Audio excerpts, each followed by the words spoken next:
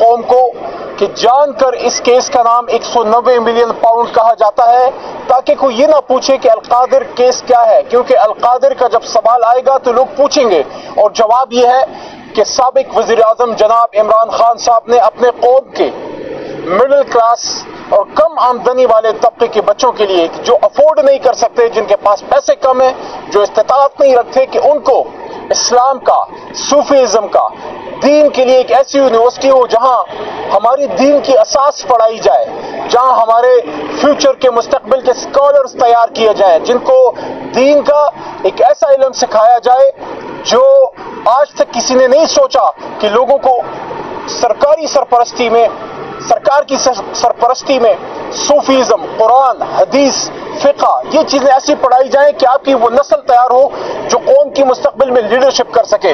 اور اس پہ عمران خان پہ کیس ہے کہ آپ اپنے قوم کے بچوں کو مفت تعلیم کیوں دے رہے ہیں، اور آپ پیسے کا الزام لگا کیسے سکتے ہیں جس آدمی کے نام پہ لوگ اربوں روپے پاکستان کے لیے، کینسر کے مریضوں کے لیے اور اس کے ساتھ ساتھ نمل یونیورسٹی کے لیے نچھاور کرنے کے لیے، پیسے تو بڑی چھوٹی چیز ہے، جان نچھاور کرنے کے لیے تیار ہیں، وہ آدمی پیسے لے گا، اور وہ بھی ٹرسٹ میں سے۔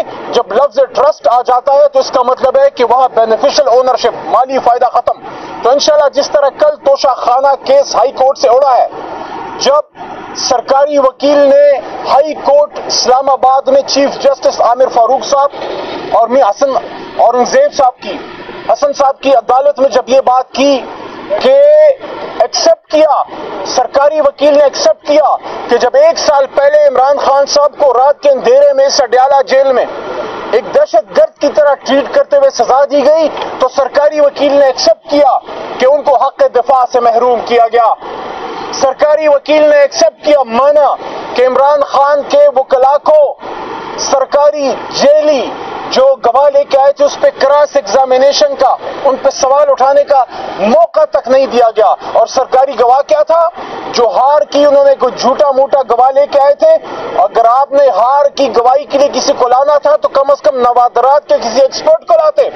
آپ نے بیرون ملک سے اسپیئر پارٹ ایک ڈیلر کو لے کے آئے، وہ بھی BCom فیل۔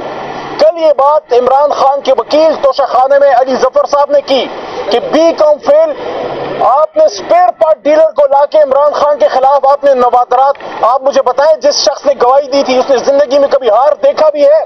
170 کروڑ کا اس نے قیمت لگائی، 170 کروڑ کون سا ہار ہوتا ہے؟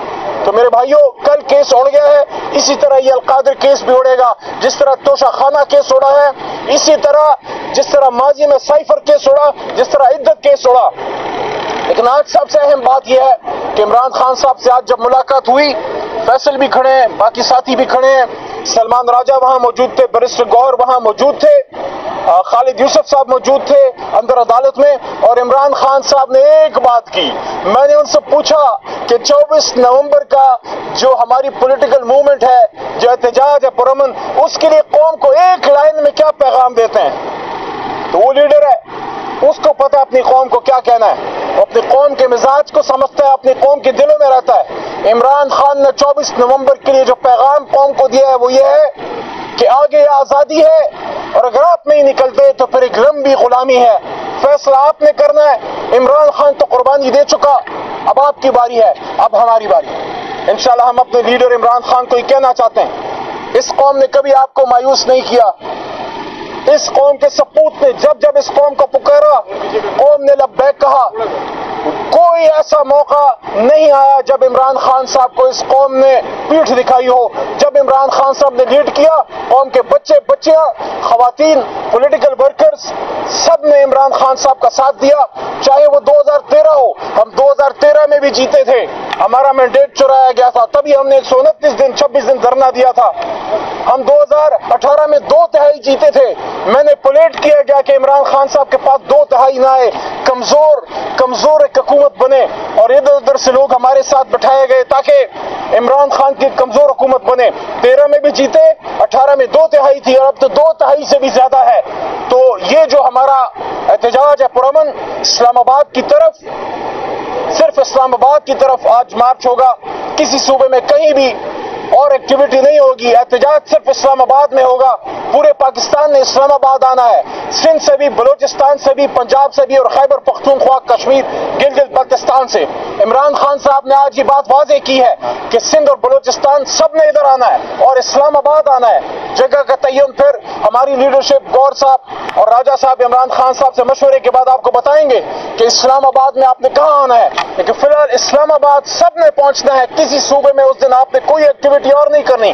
اسلام آباد آنا ہے اور انشاءاللہ پورا پاکستان تیار ہے. اور عمران خان صاحب نے یہ کہا ہے کہ انشاءاللہ 8 فروری کو جو انقلاب تھا پرامن, یہ اس سے بھی بڑا پرامن انقلاب ہوگا ایک حقیقی آزادی کے لیے. اور 3 بڑے نکات ہیں. مینڈیٹ کی واپسی, 26ویں آئینی ترمیم کی واپسی اور رول آف لا, اور تیسرا اہم نقطہ اسیران کی رہائی. آج بھی عمران خان نے اپنا نام نہیں لیا.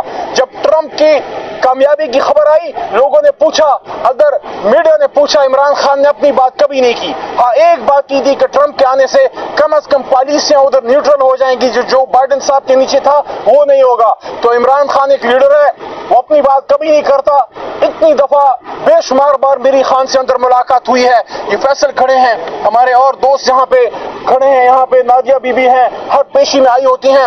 میری نالج میں نہیں ہے, نہ میرے سامنے نہ کسی وکیل کے سامنے, اس مرد بحران نے ایک بار بھی کہا ہو کہ میں کب نکلوں گا. ہاں ایک بات بڑی اہم, آج اس اہم موقع پہ, اس کے بعد پھر آپ کو خدا حافظ عارضی طور پہ, اور وہ یہ عمران خان صاحب نے کچھ دن پہلے اس بات کو کوئی مہینہ 1.5 ہو گیا ہوگا جب ان کی ملاقاتیں بند کر دی گئی تھی, اس سے پہلے یہ بات مجھے کی تھی.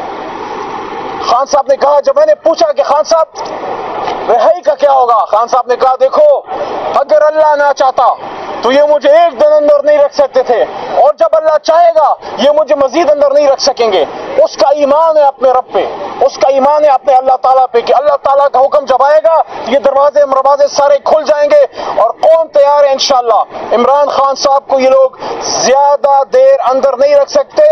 اور ان سب کو میں کہنا چاہتا ہوں جو اس نظام کو لانے والے ہیں, کب تک میاں شہباز شریف صاحب کا سیاسی جنازہ اپنے کندھوں پہ پھراتے رہو گے؟ قوم اس کو ریجیکٹ کر چکی ہے.